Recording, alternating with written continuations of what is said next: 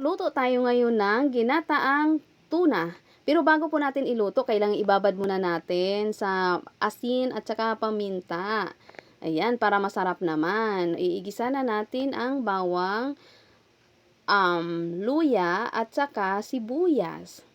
Ayan. Usually kasi ako pag nagigisa guys, wala talagang, unti lang talaga mantika. Ayan, igisa na natin ang tuna, and then ilagay na rin natin yung patatas. Sabay na natin kasi mabilis lang naman maluto ang tuna. Tapos lagyan natin ng gata. And then pakuluin lang siya konti. Pag kumulo na, ilagay natin ang siling green.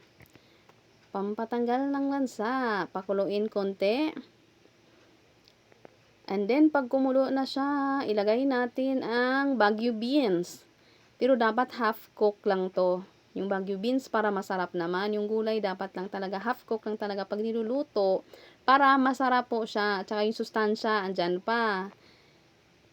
Ayan. Tsaka pag medyo green na siya, ilagay naman natin ang dahon natin. Pechay. Masarap po ang gulay guys kung half cook pa siya.